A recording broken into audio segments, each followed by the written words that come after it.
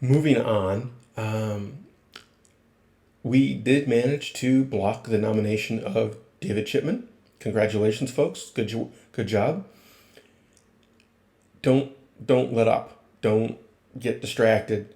They will nominate somebody else who's just as bad, but a little less obvious, and they will probably time it to coincide with some other crisis, so that you're distracted and media attention is distracted, and it is hard to build up support for denying him or her. And the key is when they pull that shit, you have to stay focused. You can bitch about whatever it is they've pulled out of the air, but also make sure you're calling your congressman, calling, writing, emailing, filling out polls. Don't don't get distracted by whatever crisis they come up with, which is the current trend, and it's nothing new either. Hey, we left people behind in Afghanistan. We donated a whole bunch of weapons to terrorists. But hey, this general did something bad, and by the way, we're going to mandate vaccines for everybody who's employed, right? Really? Does anybody not see this? It's ridiculous. So don't let them sweep it under the rug. Don't let them sweep Afghanistan under the rug. Keep asking questions. Keep poking. Keep saying what is going on. What are you doing? Who was responsible? What was the plan? Why was that not followed? Where was the contingency planning? What general was responsible for that? What office was responsible? What is being done to them? What politicians signed off on this? What appointees signed off on this?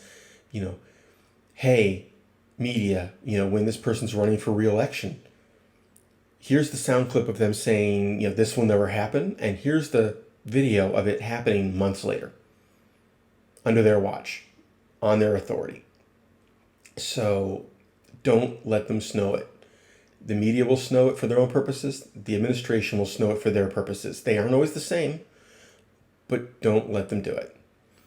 I am got a couple more things here, but we got to be careful on a couple of these, right? First, shout out to the people organizing, supporting, and executing efforts to get people out of Afghanistan. That is not new. That happened very quickly after the government bailed, but it is ongoing. It isn't over. It will continue for months or even years.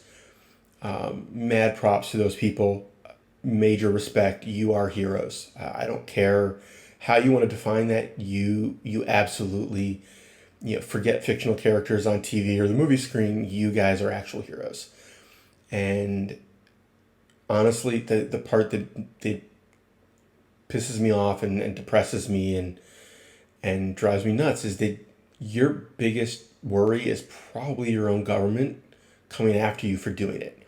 Not the terrorists at the other side, shooting you while you're doing this or capturing you and beheading you. No, it's probably that your own government's going to come after you for helping people. And that is insane. It is ridiculous, but it is the current state of affairs. If that happens, the people of this country, left, right, center, libertarian, I don't care, need to stand up and tell the government, shut the fuck up, sit down, go home, and support those people. Because regardless of how you feel politically, the attacking those people for doing that is just not okay. And I'm sure it's going to happen to some degree. It might be as subtle as they just seem to all get audited for their taxes, But I'm sure there'll be something, and we need to make sure we don't quietly say that's okay. The other biggie: don't let the mainstream media and the White House decide what matters to you. Do a little reading on gaslighting and mental manipulation and emotional manipulation and abuse, and then compare that with the media and the government, both recently and historically. This is not party based. This is just things that have been happening over the last few decades. But in particular, lately, gaslighting and what the government is doing and saying about anybody who doesn't immediately toe the line for COVID. It is classic. It is classic gaslighting. And I'm going to shut up about that topic because otherwise YouTube will yank the video and give me a strike, which says a lot, doesn't it? So I'm going to close this out by two things.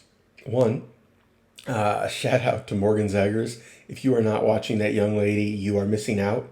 She is both extremely intelligent, extremely lovely, and extremely funny. Her Instagram in particular is absolutely worth it. It's a great mix. Just real life facts, good information, a good bit of sarcasm, snark, fun, and just having a good time. It's worth it. So the other thing is, again, reminding everybody, get training, practice. Ammo is expensive. It's a good time to sort out gear, any of your soft gear. Go through it, figure out what works, what doesn't, practice with it, train with it, replace anything that is not up to snuff. I know that most of my soft gear has very much transitioned over. I don't have any of the cheaper stuff anymore. My cheap stuff is still relatively higher end because the cheap stuff just doesn't work. It doesn't hold up. It doesn't last. It works for, a couple reps. It works for an hour or two. And the first time there's any real stress, it falls down. You can't believe the hype. You can't believe the BS. And just because it's good for one thing doesn't mean it's good for you in your situation. Oh, and by the way, like, subscribe, all that jazz. We're slowly approaching 1,000 people. Who knows? Maybe we'll get there in the next 6 months. And, yeah, right.